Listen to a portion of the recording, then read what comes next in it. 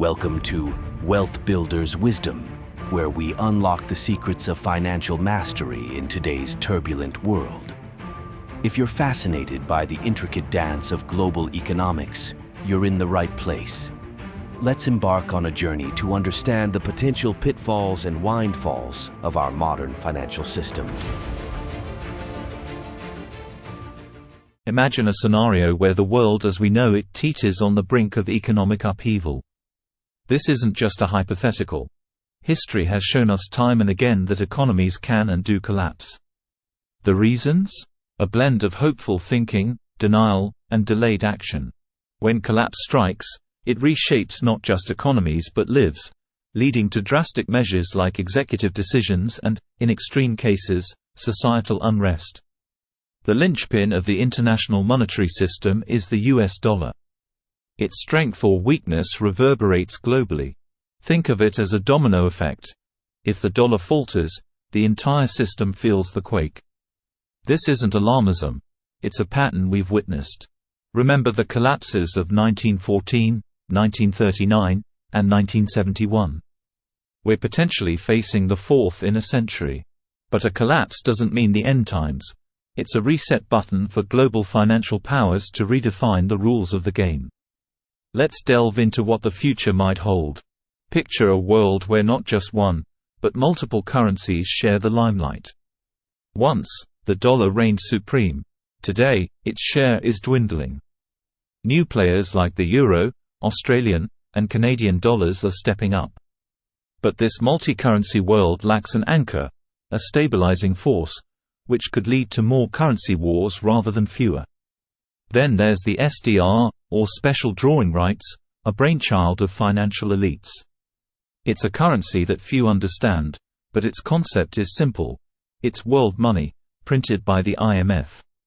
This could be a game changer, a tool to reflate and reliquify the global economy. But it's not without its controversies. How the IMF distributes this money, favoring certain regions over others, raises questions about fairness and transparency. Are you enjoying the insights so far? If so, don't forget to subscribe to Wealth Builders Wisdom for more enlightening content. Now, consider the gold standard, a classic but often misunderstood concept. It's all about the balance between paper money and gold. There are critical questions here. What's your definition of money? What's the right gold reserve ratio? History shows us that successful gold standards don't require full backing. The US and England have operated with partial gold backing effectively. But implementing a gold standard is a nuanced affair, involving not just economic calculations but also global cooperation. As we ponder these scenarios, remember, economic collapses are often preceded by a mix of denial and mismanagement. It's a dance of inflation and deflation, with deleveraging causing prices to drop and policies pushing them up. These opposing forces create a fragile equilibrium that could tip in either direction, leading to either rampant inflation or deep deflation. Understanding monetary policy is key. The quantity theory of money tells us that the money supply, multiplied by its velocity, how fast it changes hands, equals our economic output. But this is more than just an equation. It's about psychology. Governments and central banks use tools like negative real rates and inflationary shocks to manipulate spending and borrowing, aiming to achieve sustainable growth. But why this obsession with inflation? It boils down to taxation. Inflation allows governments to tax effectively, whereas deflation, though beneficial for public purchasing power, doesn't fill government coffers. This asymmetry in governmental preferences is crucial to understanding economic policy decisions.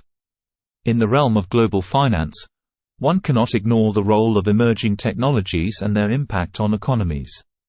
The digital revolution has introduced new players like cryptocurrencies and blockchain technology. These innovations are reshaping how we think about money and transactions. But with innovation comes volatility. Cryptocurrencies, while promising autonomy from traditional banking systems, also bring a level of unpredictability and regulatory challenges. The international banking system is an enigma. There are more than 30,000 different banks worldwide, and they hold unbelievable amounts of assets. The top 10 banks alone account for roughly $25 trillion. Today, banking can seem very complex, but originally, the idea was to make life simpler. 11th century Italy was the center of European trading. Merchants from all over the continent met to trade their goods, but there was one problem: too many currencies in circulation. In Pisa, merchants had to deal with 7 different types of coins and had to exchange their money constantly. This exchange business, which commonly took place outdoors benches, is where we get the word bank from the word banco, Italian for bench. The dangers of traveling, counterfeit money and the difficulty of getting a loan got people thinking. It was time for a new business model. Home brokers started to give credit to businessmen, while Geneve's merchants developed cashless payments. Networks of banks spread all over Europe, handing out credit even to the church or European kings. What about today? In a nutshell, banks are in the risk management business. This is a simplified version of the way it works. People keep their money in banks and receive a small amount of interest. The bank takes this money and lends it out at much higher interest rates. It's a calculated risk, because some of the lenders will default on their credit. This process is essential for our economic system, because it provides resources for people to buy things like houses, or for industries to expand their businesses and grow. So banks take funds that are unused by savers, and turn them into funds society can use to do stuff. Other sources of income for banks include accepting saving deposits, the credit card business, buying and selling currencies, custodian business and cash management services. The main problem with banks nowadays is that a lot of them have abandoned their traditional role as providers of long-time financial products, in favor of short-time gains that carry much higher risks. During the financial boom, most major banks adopted financial constructs that were barely comprehensible and did their own trading in habit to make fast money, and earn their executives and traders millions in bonuses. This was nothing short of gambling and damaged whole economies and societies. Have you subscribed to our channel yet? If you're finding this information valuable, make sure to hit that subscribe button for more financial insights. On a broader scale, let's consider the environmental impacts of economic decisions. Sustainability and green finance are becoming increasingly important. Investors and consumers alike are showing a growing interest in how their money can contribute to environmental and social goals. This shift is leading to a rise in sustainable investing and corporate practices that prioritize environmental responsibility. In the realm of personal finance, understanding credit, debt management, and interest rates is crucial. These factors can significantly impact your financial health. Managing your debt wisely and understanding how interest accumulates can save you from financial pitfalls. As we approach the end of our discussion, let's reflect on the importance of financial education. It's not just about making money.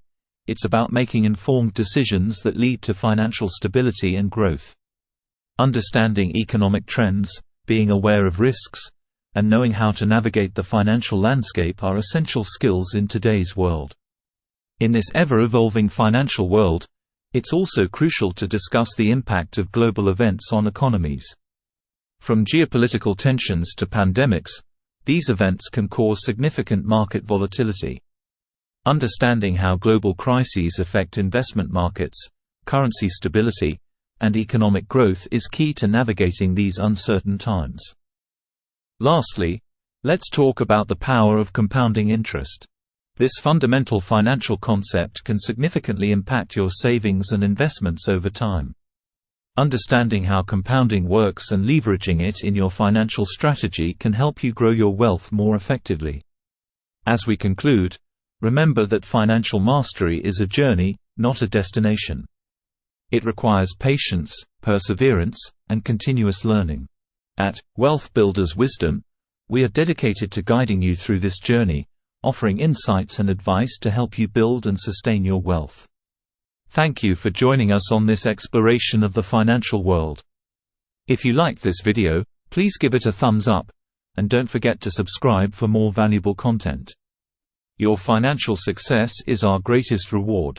Stay wise, stay wealthy, and we'll see you in the next video.